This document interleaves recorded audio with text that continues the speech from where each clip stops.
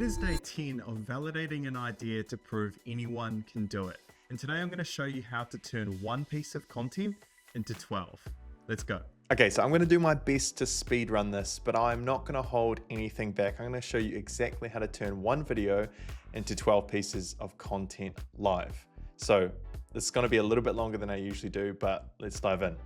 So first things first, I'm over here and I've got my Google Drive with these 3 videos. Now, I've been saying one video, but he's actually just recorded multiple takes, answering a few questions, and then he's sent them in, 3 different things, but this is all in one sitting, right?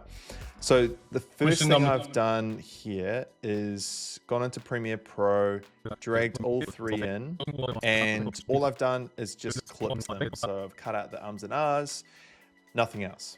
Great. Now I've exported those and then I've put them into Opus Clips. And so instantly we're going to have, we've got one here, but we're going to have 3 of these clips. So, I've asked 3 testimonial questions. What was it like working with the broker? What would you say to someone who's thinking about working with him? And why did you end up using him in the first place? Anyway, so each of those can actually be multiple clips, right? We don't need to squeeze them into a 90-second reel. So that's great. And what we're going to do now is I have got here. So if we go here and we go to text, this is a trick I've been using a lot, which honestly is just so good. So if you go transcript, export to text file, and all we want is just to send this somewhere we're going to recognize. It's called transcript, doesn't matter how we spell it. And when we find it here, we can Control A, Control C, and then we're going to go to ChatGPT and we're going to pump it in and say, extract the best one-liners from this transcript for testimonials. Do not change the text in any way. Give to me in bullet points. Spelling's a bit funky, but see what we get. Yeah, just have to refine this a little bit. It's all iteration, right?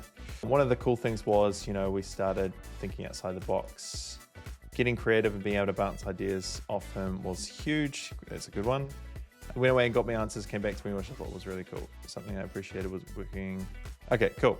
So what we're gonna do is we're gonna use one of these for some social media tiles. Now I've got this design that I'm going to kind of repurpose. So what we might do is just put those quotes here on the right so we don't forget them. And here, so we need some brand assets. So we're going to go to his website. I'm going to drag this and try and get all the colors. And we're honestly, all we're doing here is just using this for our color palette. Cool. So now we've got our palette and this is super quick. But what we're going to do is use this here. We will go, yeah, that's not bad. He does have a logo as well. So we can grab this. And the whole point of this is just to show you how quickly you can get the creative stuff out. It's so easy just to design, and I am not a designer by any stretch. But one of the cool things is that we've got I'm pretty sure we've got his photo here cropped out. Yeah, nice. We'll chuck that anyway. That looks good. That's a good one. Okay, so that's a great one. It really feels like I'm talking and working with someone who's genuinely keen to help me achieve my goals. That's what we want. We can probably keep the italics as well. Just sometimes, that's how quotes. Okay, so we dragged them up. Cool. Now, what we might have to do here is get this quote. Yeah, it's not bad. I want to make sure the spacing's not too awful there. Cool, and then we've got mate's name. Just do like a dash. Oh, maybe change the weight there. A little bit light, that's better. And possibly this isn't, yeah, maybe not italics. I know what we might do here. Might go for a little dash. And we're gonna use our other color and drop that a bit maybe. Cool, that's not too bad. Or maybe it is bad. But I think that's passable. I think, for the time it's taken us, I'd be more than happy to post something like this. Cool, I'm just gonna put like a little bit of a ramp down the bottom here for this title here to pop a little bit more. And the way you do that is just get a container, put it on a linear gradient, and like that. See the difference there is pretty good. And it's barely, you can't even tell it's there. Cool. So that's one. Here we go.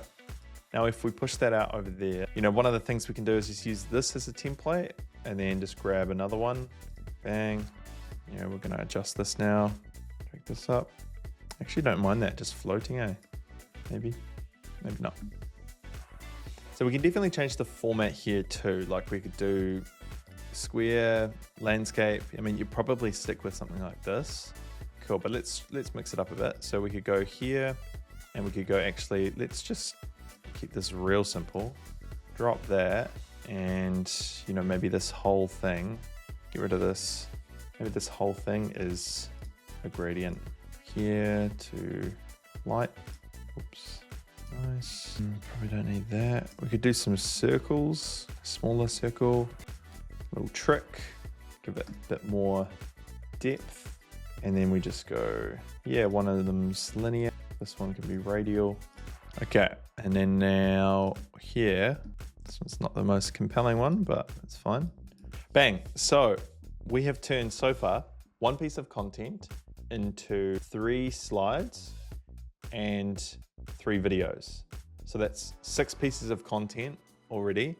And to be honest, if you wanted to get to 12, all you would do, pick some of the other ones, turn it into a simple text post. And then you're at 12 from 1. And I think a lot of people just go with the 1 and you can actually get a lot more value from it. And you're not like diluting the value. Like this is actually like building brand, building awareness and building trust through genuine testimonials is such a good play. So I'm going to send this over to him, see what he thinks, and then I'll let you know what he says for day 11. See you later.